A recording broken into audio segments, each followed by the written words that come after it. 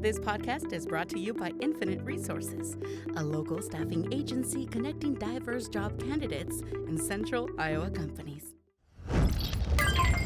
Amplified. All right, cool. Thank you to our sponsors. I know, right? I was like, do we do Infinite that? Resources. Well, thank you to our sponsors, Infinite Resources. Yeah, we love sponsors. Big boss who pay the bills for Amplified. Well, everybody welcome. I'm here with my co-host, Courtney Ewan. There we go. Ewan and Isabella Martinez, who is sadly leaving us here soon. But this is our first trial run for the newest Amplified podcast, and we're going to keep this show rolling. So without further ado, Courtney, what do we got on deck for today? So since Bella's leaving, I figured we would talk about leaving the nest and going into adulthood. Nice. But first, Bella, tell us why you're leaving. I'm for real gonna cry. I hope y'all know this. I am leaving because my dad is opening, Amner Martinez is opening a branch, another Infinite Resources in Austin, Texas. And he somehow has enough trust and hope for me that I'm going to go out there and open it and support the business and start it up. So, yeah, I'm moving out there. Nice. Yeah, it's been a dream of mine since I was like 12 to move out of state. So it's happening and very exciting, very scary. Happening for reals. And you're carrying on a legacy now. I am. How does that feel? Well, when you put it like that, shit.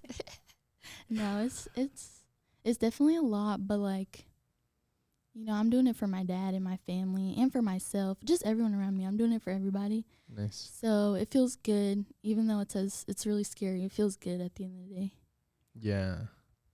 I think that's kind of one of those things in life where you just jump in, You have to. and regardless if you're ready or not, which is most big things that come in life, but like it's just you learn and you grow. So, Yeah. you know. Mm-hmm. Do you say this is the perfect time for you to leave? Because, you know, some people are like, you know, oh, it's not the right time, or maybe in a few years, or after I complete this thing first, then I'll leave. Well, I mean, yeah, I guess, like, I just hit 2 years with my boyfriend, so, like, in that sense, it's not necessarily the perfect time because I'm literally moving away from him. But other than that, then I would say yes. But not everything's perfect, so, like, I kind of accepted the fact that I'm not going to be with him physically for a little bit. But I think we're stronger than that, so I'm really not.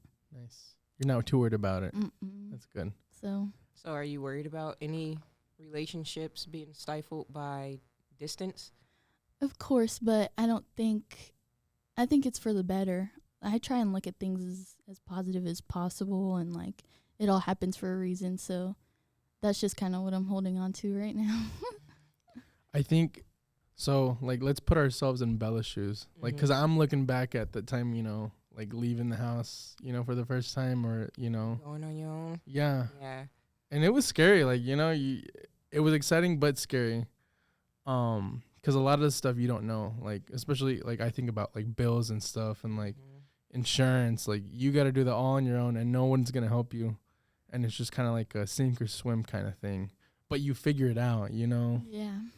Yeah, I would say moving here from Kansas City, I wasn't necessarily scared just because my dad's in the military, so I've been in so many different environments. It was just like another environment for me. Sure. What was more scary was being away from family. Yeah. I'm a very family-oriented person, so missing out on certain moments hit me really hard. It was like, wow, I'm not as strong of a family member that I thought I was because I'm not making it back home for every moment or every event or every birthday or any type of celebration. Like, that hit me really hard. So I would say that was probably the biggest thing for me leaving. Yeah.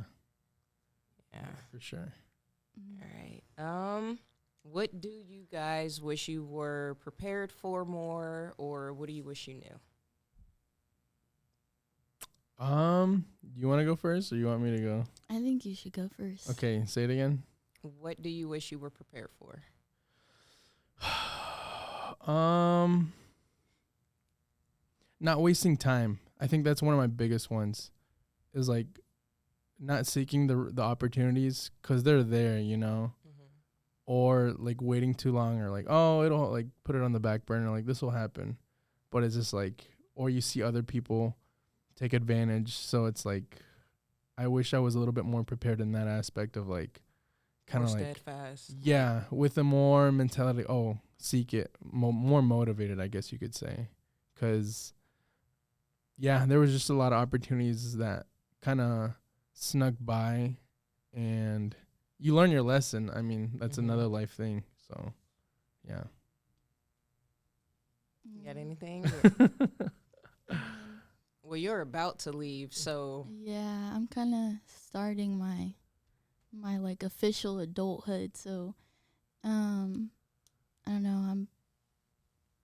So far I'm chilling. I guess Yeah. for younger Bella, like, little kid Bella, I would probably just, I don't know, for what I wished I know, right? It was what I wish I know. Yeah. Shit. So deep. I was not ready. They literally told me 10, 15 minutes ago, you want to do a podcast? yeah. We're over here getting emotional and deep and stuff. No, but I would probably just tell Bella what you didn't know then is that this is going to sound weird, but like it's okay for people to be mean and for them to it's okay for people to be mean. It doesn't mean you have to be friends with them, and like Right. you don't have to like accommodate to them. Like let people be mean and go in a different direction, I guess is where I'm getting at. Yeah. Like stay yourself. Yeah. No matter what. Yeah. I had a really hard time with that when I was younger. So Nice. once I learned it, I never let it go, and I'm never going to let it go. So I love that. I would say maybe for me is I guess it kind of ties both of you guys' answers in, like not wasting your time and not letting someone change you. It's almost like how can I say it? I guess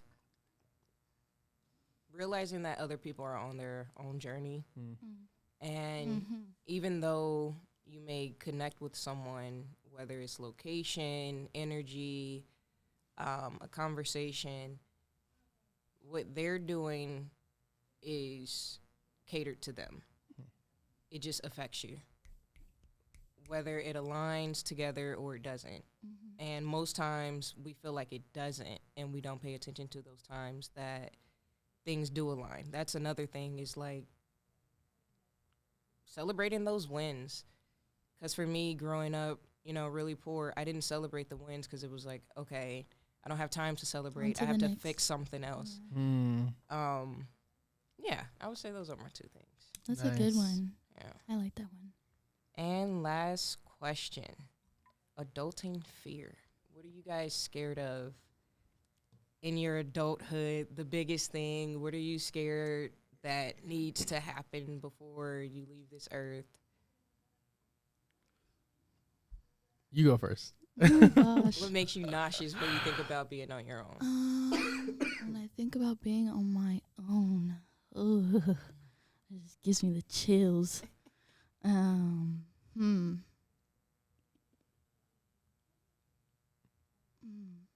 Yeah, that's a tough one. Say the question again. What are you fearful of in your adulthood that